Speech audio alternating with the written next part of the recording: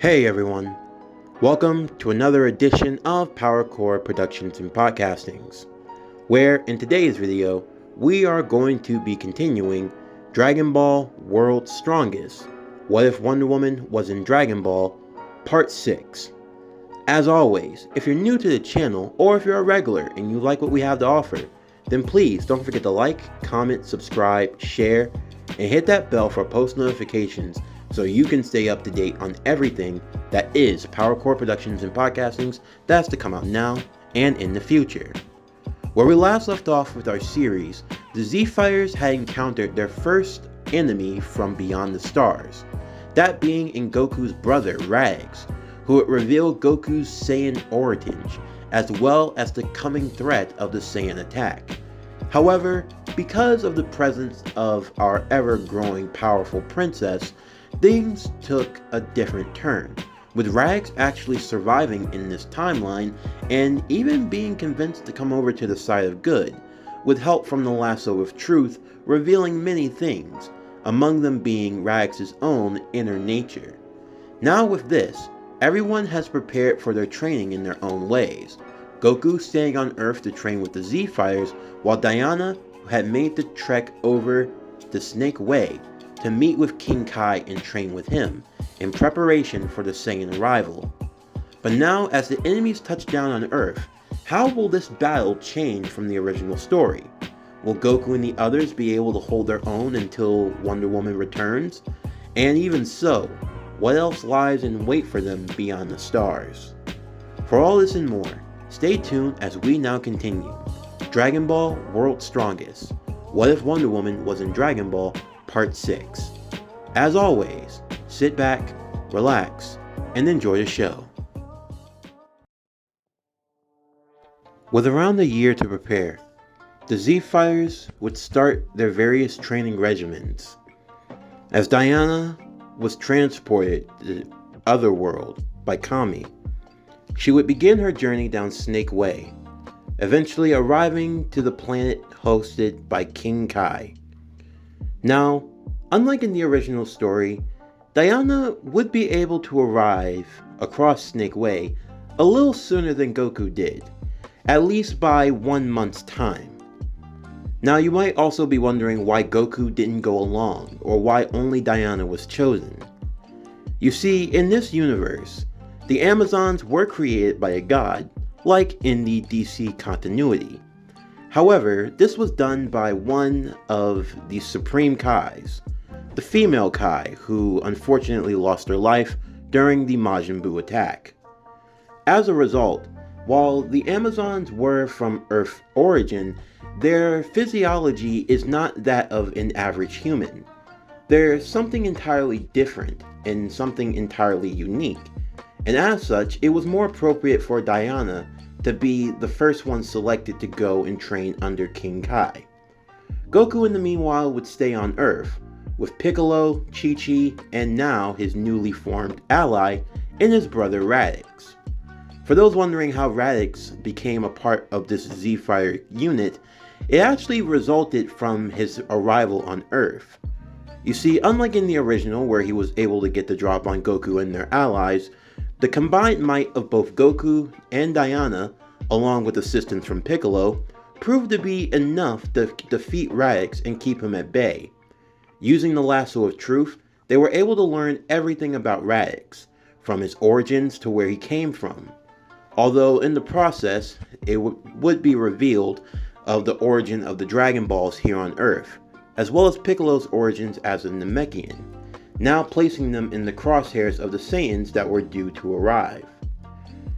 You might also be wondering where Gohan is in all of this.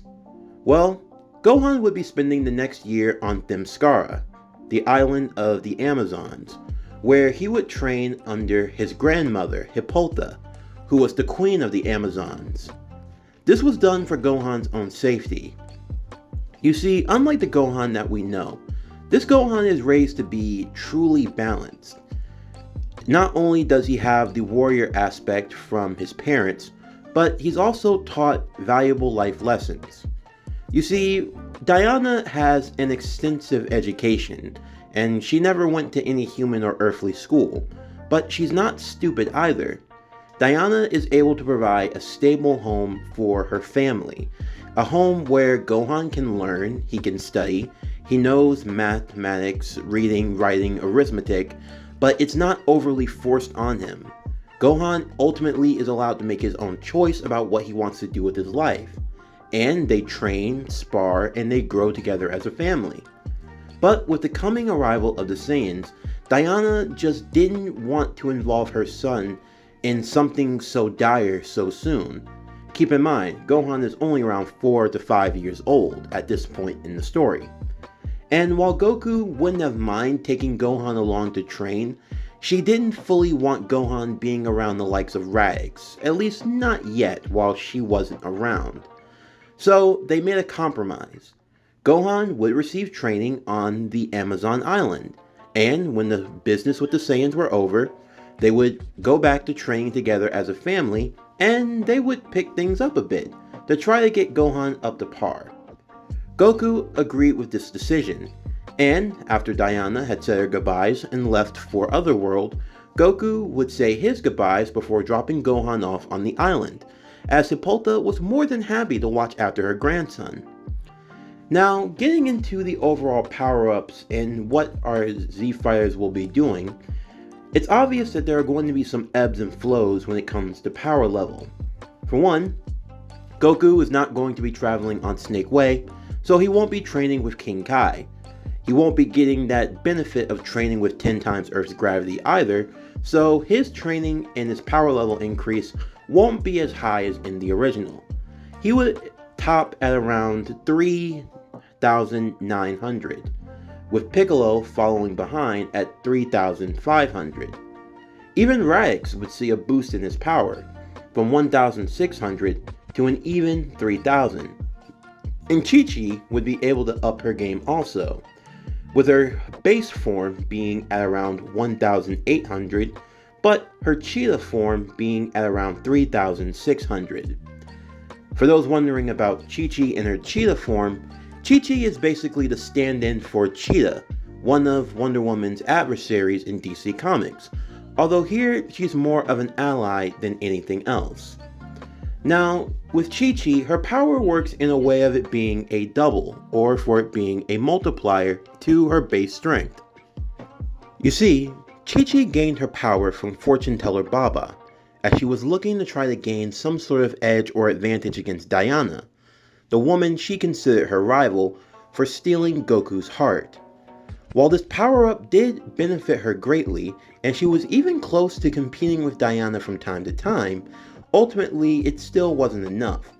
So rather than starting a family over the last 5 years during the time skip, Chi-Chi instead focused her efforts on training and growing stronger. Because of this, when she enters into her Cheetah form, that being the form that Cheetah uses, she gets an increase in her strength and in her speed, especially the speed. But there was also something else. Her senses had increased tenfold as well, meaning that via smell, she could track just about anything. When combined with using ki and with sensing power levels, Chi-Chi had enhanced sense.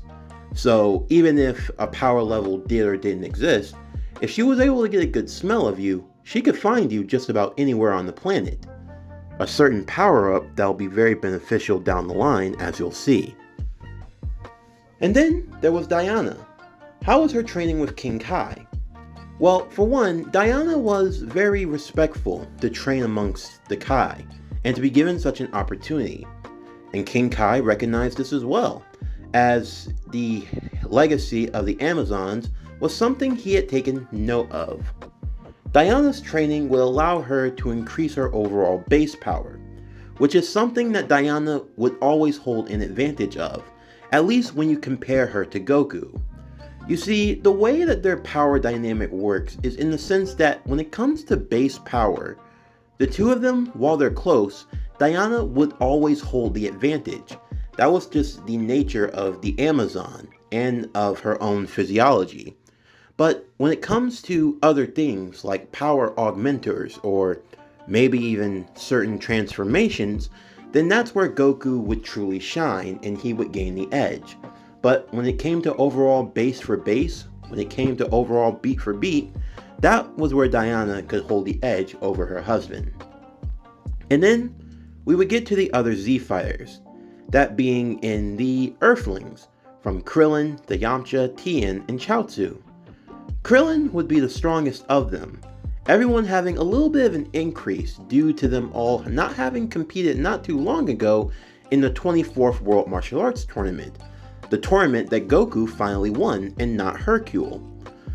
Because of this, Krillin would have a power level of around 2,500, while Tien would be at an even 2,000. Yamcha would have a power level of around 1,860, and while Chaozu tried his hardest, his body maxed out at 1,000. You see, because of his small size and the nature of his overall powers, that being in more of the mystic side than the physical side, his body can only go but so far before eventually it would start to break down. So while Chaozu could increase maybe some of his mystic techniques and could use them in a lot more of a support role, overall when it came to his max strength and power, he could only do so much. And then finally there was Gohan. While Gohan was going to be spending a year with his grandmother, not only would he train his body physically, but he would also be skilled in the way of the sword. He had already undergone some weapon training with both his mother and father, as Gohan was gifted the power pole as well as being gifted his own sword by Diana. He could use either one when needed, so he had a good balance when it came to fighting in both defense and offense. He would see an increase in his power though, going from a power level of 90 to around 1,600. But it wasn't all just focused on increasing his strength, it was also improving in other skills that he might need as well, which would make him a much more well-rounded fighter. And then there were a few other dynamics that came along during the training, most notably between Chichi and Raditz. Now, it started with Chichi just watching from a distance. After all, she could still feel the flames that she had for Goku, but there was something about Raditz that was a little endearing.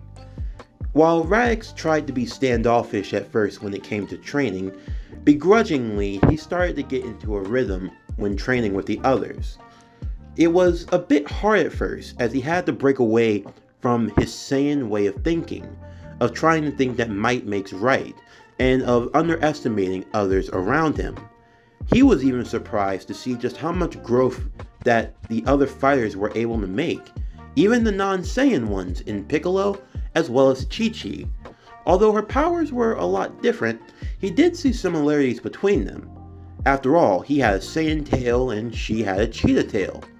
But there was also in the fact that Chi-Chi in this version of events was a lot more fierce, a lot more outgoing, and a little bit to her canon self, she wasn't afraid to talk back to anyone at any time, Saiyan or not, something that Piccolo could attest to. But as they continued to train though, Chi-Chi would take note of Raditz. At first, he seemed to be a bit down on himself, and for some time, it would take a while before he would be able to come out with what he was feeling. But one night, after a day's worth of training, Chi-Chi would talk to him for a bit, asking a bit more about what Saiyans were. Raditz tried his best to explain, and to be honest, he couldn't be overly proud of what his people were or what they used to be. Sure, maybe not every Saiyan was as cutthroat or ruthless, but the Saiyans didn't have everything that they could be proud of, although Raditz still carried his Saiyan pride in his own way. Chi-Chi also learned a lot more about Goku's lineage. Goku would learn more about his parents from time to time, and while he was fascinated learning about their father and about their mother, and he appreciated having this knowledge and even growing to understand a bit in his own self and just who he was, while Goku accepted this knowledge, he didn't let it overshadow what he had learned on Earth and everything else he had gained. He added to it, but he never let one overtake the other. For Goku, it was about finding balance. Yes, he was a Saiyan, but he was still a Saiyan that was raised on Earth. So while he would cherish some of the Saiyan values, and even come to understand that they made up who he was, they weren't all of what he was. And at the same time, Chi-Chi would come to see just everything that she liked and loved in Goku, but she could also say that she maybe might have felt the same for Raditz. After all, when the tough guy act finally wore off, Raditz could kind of be a big old teddy bear in a sort, although this was something he would never admit out loud. But even still, the two grew closer as they continued to train, Raditz starting to gain more and more confidence in himself and in his own abilities. Raditz was always called the weakling of the trio of Saiyans, with both Nappa and Vegeta always looking down on him, always mocking him and making fun of him. Raditz was always known as the cowardly one, the one always looking to run away, and he'd be lying if he said he didn't want to run now. But even still, this was his chance to finally stand up for himself, a chance to finally grow and be his own man, and that was something Raditz was willing to take. As such, he would continue on in his training with Goku, Piccolo, and with Chi-Chi, the two of them actually benefiting as they grew together. He even went as far as to teach Chi-Chi her own ki attack, well, his to be more specific, but one that she could use, and this was the attack known as the Double Sundae. Although using it for Chi-Chi was a lot more draining than it was for Raditz. At max, she could launch 2 fully powered Double Sundaes before it would drain her to almost 0 and wipe her out for a day. But even still, the fact that she was able to learn how to launch the technique at all and be able to perform it twice for someone of her stature was something that Raditz truly found to be impressive. Before long, the time would arrive for the Saiyans to show up. Unlike Goku, Diana was making sure to keep track of the Saiyans, so that when they arrived it wouldn't catch her off guard. Now, there was the idea of using the Dragon Balls, however the group had voted against this. The reason being was because if something bad were to happen, they would want to make sure that they had the Dragon Balls to be able to fix it, so they were just going to have to make sure that nothing too severe happened till then. Diana would leave a lot sooner, making her way through Snake Way before eventually getting to the Earth, although it would take her around an hour to do so, unlike Goku who needed a 3-hour reprieve, with Chi-Chi still being able to learn the techniques that King Kai had assigned to her, that being in the Kaioken as well as the Spirit Bomb. The Kaioken almost being something that was tailor-made for someone of her genealogy, and in a way that she could use it. With Diana's power level at around 5,000, she could perform the Kaioken in 3 stages, times 2, times 3, and times 4. When using times 2, her power level went from 5,000 to 10,000, and she could hold Kaioken times 2 for around a solid Earth hour. Now, if she used times 3, it increased her to around 15,000, but she could only hold that for around 30 minutes. Now, finally, there was times 4, which was the most taxing on her body, and while it did give her an increase of around 20,000, she could only hold it for around 5 minutes max, before eventually it would start to strain her body once more. And that's assuming she used it in the increment stages when needed. But even still, Diana was able to get more of a mastery of Kaioken than Goku was, being able to streamline it and use it in a proper way. With more training, she might have been able to even reach a limitless amount of using Kaioken, something that could prove to be to her advantage. But as Diana was making her way, the other Z-Fighters would all show up for the arrival of the Saiyans, with Raditz even sporting a new uniform of sorts. With some help from Bulma, his Saiyan armor would be modified. While the top half would be his black Saiyan armor along with his gauntlet, the bottom half would be a pair of Goku's orange gi pants that he would take from him and use in his clothing. And finally, he would have a special pair of boots made for him, akin to that of Saiyan armor. So you could say that Raditz's uniform was a combination of the two, of what he had gained on Earth, along with the display for his Saiyan heritage as well. And with help from Bulma, Chi-Chi would also have a new uniform constructed for her as well.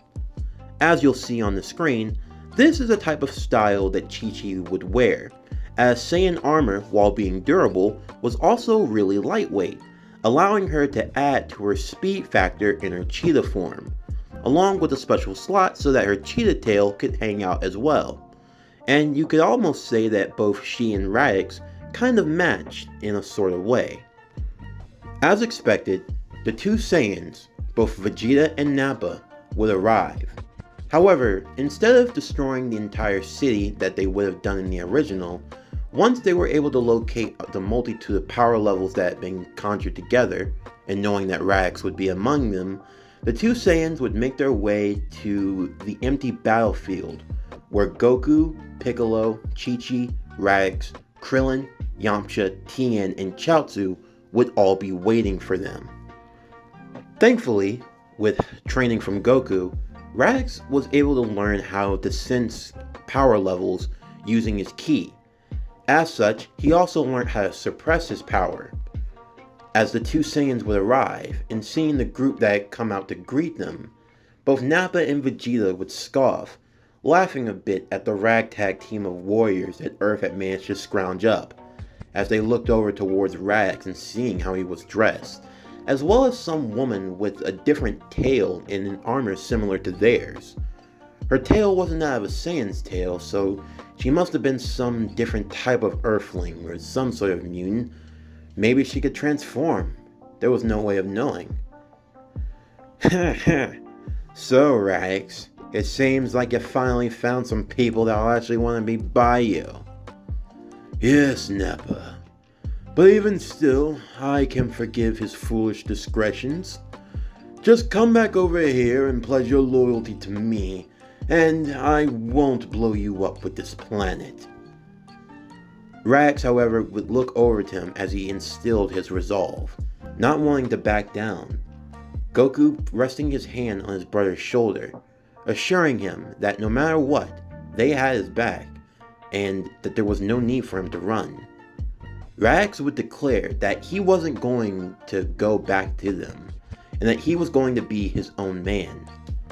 Vegeta would simply laugh at this, stating that he was never much of a Saiyan to begin with, and that even his pathetic scientist of a father surely would have been better suited for combat than he ever was, and he couldn't even begin to imagine whatever uses that stupid Gine could possibly be. This only got under Raditz's skin even further. However, as Nappa counted it up, he would see that there were 8 warriors in total, although they were told that there was another one though, about that strange woman with a sword. They inquired where she was, and Goku, seeing that they were talking about his wife, explained that she would be here shortly, although they both remarked that adding to the number of ants didn't increase anything. There were still ants that were going to be squashed. But there were 8 of them in total, and Nappa counted and found that they had about 6 Cybermen that they could use. Reading their power levels through the scouter and believing that they were nothing really to be overly concerned with, and that even Raditz struggled against them, Nappa would plant the 6 Cybermen, and Vegeta and Nappa decided they would do a little bit of a team battle. That being that they would take turns fighting on each side, and they could just go at it from there. The 6 Cybermen would grow, each one having a power level of 1,200 respectively. The matchup order would be a bit different this time around, with neither Krillin or Yamcha going first. Instead, it would be Tien. Tien would be the first one to fight against one of the Cybermen, and he would destroy it rather easily. Of course, Nappa and Vegeta weren't too worried, as the next one to fight would be Chaozu. Tien would warn for Chaozu to stay on his guard, and Chaozu promised to do so. The fight was a lot more drawn out, as you might expect, with Chaozu barely able to hold off the Cybermen. After all, the Cybermen held a power level advantage of 1,200 compared to Chaozu's 1,000. But Chaozu had the ability to use psychic techniques, and was able to bind the Cybermen, hold it in place, then hit it with a Dodon Ray. stunning the Cyberman and knocking it out, with Chaozu believing that he had actually gotten the victory and was prepared to celebrate. However, in almost a shocking twist of fate, the Cyberman would get back up and wrap itself around Chaozu, Tien desperately rushing for his friend, warning him to get out of the way. However, before he could have a chance to do so, the Cyberman would sacrifice itself, killing it and Chaozu at the same time. And with Chaozu being smaller and with a much weaker body to begin with, well, safe to say that there was nothing left. Everyone would be stunned by this and shocked, with Tien being the most angered, mainly because Chaozu had already died once before, so the Dragon Balls couldn't be used to wish him back. In his fury of rage, Tien would destroy all of the other Cybermen now, and it seemed as though playtime was over. Seeing this, Nappa decided that he would go first, and he challenged for any of them to try to come and take him on. Tien, without even thinking, would go straight towards Nappa, and Nappa, as you might expect, was able to hold him off well enough. That was until Krillin and Yamcha got involved soon after. Goku, Piccolo, Chichi, and Raditz would turn towards Vegeta. Vegeta simply lying back as he wasn't going to get involved. His scouter was on though, as he watched Nappa fight in the 3-on-1 against Tien, Yamcha, and Krillin. With all of their power levels combined respectively, they were just enough to outmatch against Nappa, although Vegeta still refused to get involved, mainly because he had no business in helping Nappa if he wasn't going to take care of these Earth weaklings. He wasn't even fighting another Saiyan. I mean, if it were Raditz and Kakarot, then maybe he'd understand, and if the Namekian got involved, okay, now you're talking. But these were just 3 Earthlings. Their power levels were increasing. Of course, they were insignificant alone, but even Vegeta recognized that together they might actually pose a threat. If that were the case, then there was no telling what these guys were hiding. Maybe Vegeta should get involved after all. Waiting for his opening and for an opportunity, Vegeta would attempt to fly in. However, before he could do so, Chi-Chi would transform into her cheetah state, quickly lunging over and kicking him in the face and knocking him back to the ground. Vegeta would get up as he rubbed his lip that had been busted, seeing some of the blood on his gloved finger. Now he was pissed. However, Raditz would quickly stand next to Chi-Chi, the two of them ready to take on the prince, and Goku and Piccolo would follow behind them. As everyone powered up to max, Goku, Piccolo, Chi-Chi, and Raditz, Vegeta would see all of their power levels, getting pissed that they weren't necessarily weaklings. Of course, Vegeta had 18,000 on all of them. Even combined, they weren't enough, but all of that power together could potentially match him. It was a game of the beast and the flies. If the flies were able to move around, then the beast can't really do much against them. But the same goes for the flies, as they can't really harm the beast. That is, unless the beast gets lucky and the flies go splat.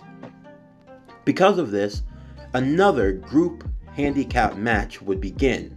Vegeta now holding his own, fighting off against Goku, Piccolo, Chi-Chi, and Raditz. Even with the 4 working together, Vegeta still held the advantage over all of them when it came to power, as even combined, they just didn't have enough to overtake him. As for Nappa, he was just barely holding his own against the likes of the 3 fighters he was taking on, but things only seemed to go from bad to worse. Krillin had launched a Destructo Disc, and it just narrowly took off Nappa's head. That is, unless Vegeta had created his own at the last moment and used it to counter against Krillin, telling him not to take his eye off of the ball. As the fight continued and persisted, both Vegeta as well as Nappa would have to work together to fight off against the Earthlings. Again, on their own, their power wasn't really anything to take too much of a like, but when they were fighting together, then they could prove to be a bit of an issue. And because of the time frame of when they were fighting, Earth's moon wasn't going to come out for a while. You see, because of this timeline of events, and with Gohan not being trained or having his little ape incident, Piccolo never destroys Earth's moon, so it's still here, but because everyone's fighting right off the bat a lot earlier, the moon hadn't come out yet, meaning that they were still going to need some time before the moon would show up. And by the time that Diana had arrived, there wasn't any telling if they were even going to be able to come out of this on top. Vegeta was debating whether or not they should use the artificial moon, but even still, that would take up half of his power just to use. But was the gain worth it? Chichi and Raditz would work together as they fought against Nappa. The two of them combined, their power levels were just enough that they could overtake the giant Saiyan. It got to a point where Nappa was starting to become irritated with the both of them on either side. Chichi was almost too fast to hit, and Raditz, well, he had now grown a backbone. As they continued on fighting, they would wait for their moment when Tien would use the solar flare, blinding Nappa long enough as they got on either side of him, Chichi on his left and Raditz on his right.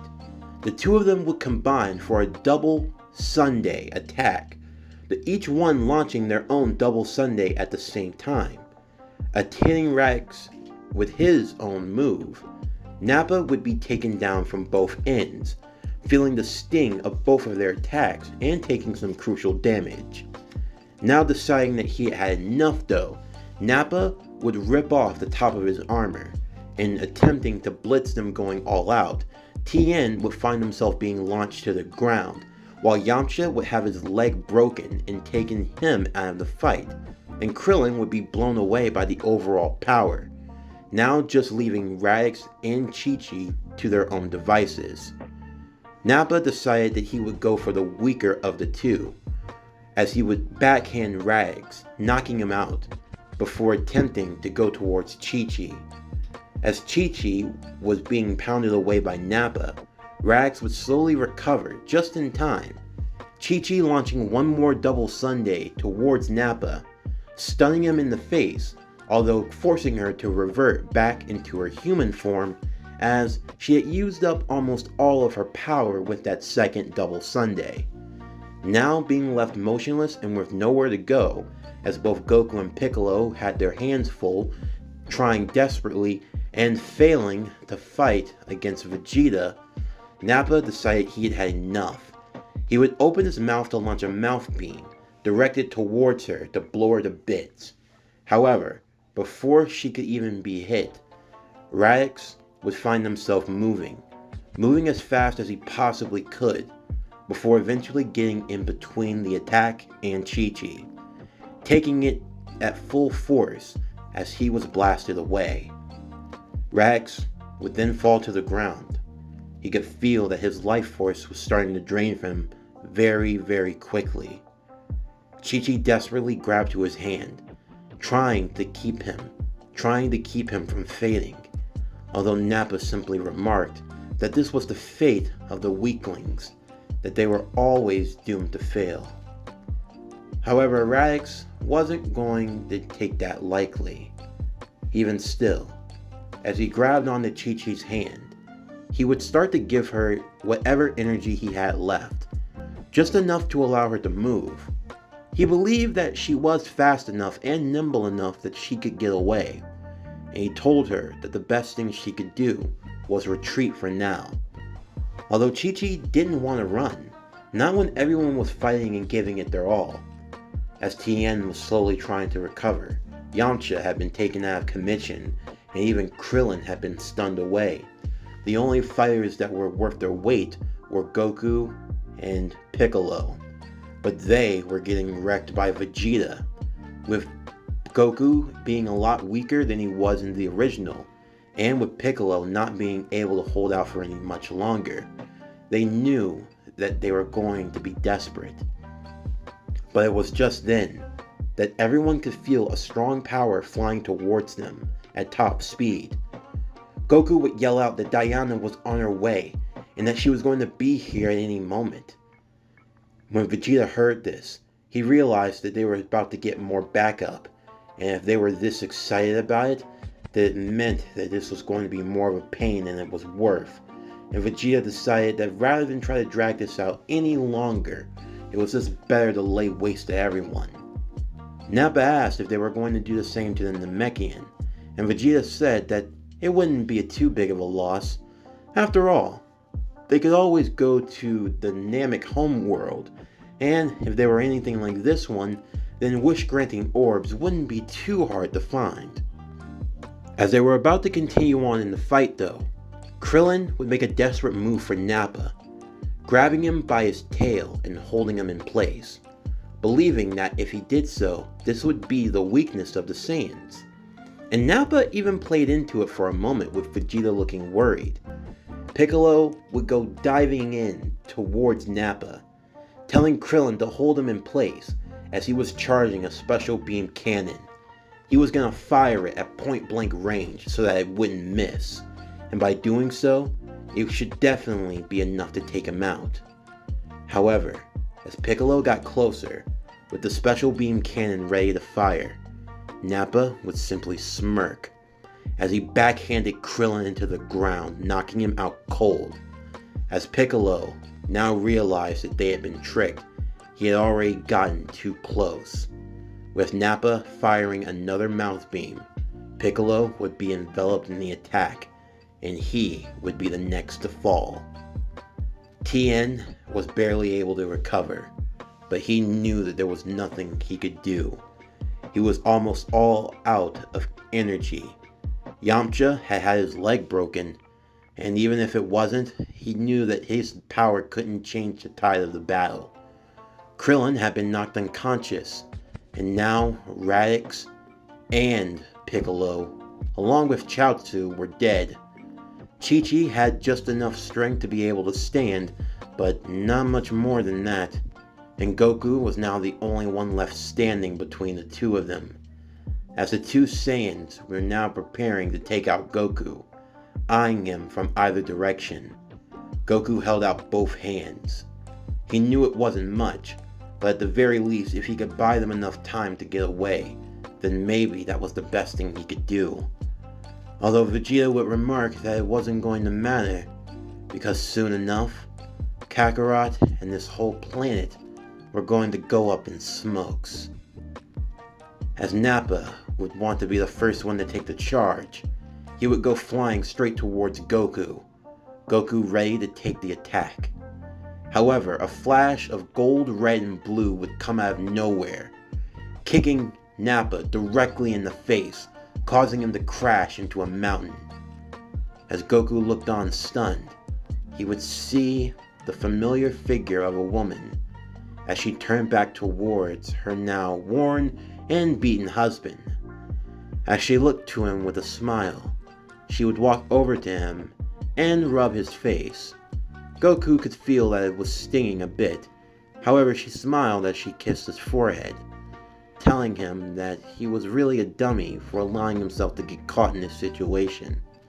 Although Goku would remark that he could have held his own for another 5 minutes if need be, although it really hurt for him to laugh.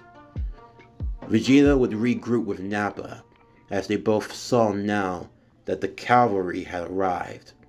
A woman with a shield in hand and a sword on her back. As she looked back towards the two, she would scope over the battlefield, seeing the fallen body of both Raditz as well as Piccolo and what remained of Chaozu, along with the other Z-fighters that had been taken out all over. As she turned back towards the Saiyans, her power would start to flare. She would hold a bag of Senzu beans. She didn't have enough for everyone, unfortunately. She had only had 2 that she could get from Korin's tower. And unfortunately, she could also sense that when Piccolo was gone, Kami's power faded not too long afterwards himself. She would take the 2 Senzu beans, giving one to Goku and then giving one to Chichi. Goku's power would be completely restored, along with a Zenkai boost, with his power increasing from 390 all the way up to 8,000. matching just about what he had when a certain iconic catchphrase was given out. Now with Goku's power restored, and with Chi-Chi feeling her power growing as well, Chi-Chi would decide that the best thing she could do was get the others whom she could back to safety. Thankfully, she had the strength to be able to carry a lot of big bodies, as she took Krillin, Tien, and Yamcha on her back. Transforming into her cheetah state, she would dart for the nearest hospital, trying to get them checked in, promising she would return as soon as possible. With Goku now feeling his power moved up to max, and with Diana's ever growing, the two would stand side by side as both Vegeta and Nappa were gearing up for the next round. "So, Kakarot, this is your woman? Must be pitiful for you to hide behind the skirt." "Funny, it's the woman in the skirt who's about to lay waste and kick your ass." This concludes What If Wonder Woman Was in Dragon Ball? Dragon Ball World's Strongest, Part 6. As always, if you enjoyed today's video and everything else that we have to offer, then please don't forget to like, comment, subscribe, share, and hit that bell for post notifications so you can stay up to date on everything that is Power Core Productions and Podcastings that's to come out now and in the future. Stay tuned for tomorrow's video as we continue Neon Genesis Evangelion Redemption, Book 1, Part 6. What if Shinji went back in time? But anyway, that's going to do it for the end of today's video. I'm Javon Harrington with Power Core Productions and Podcastings, signing off, and I'll see you next time.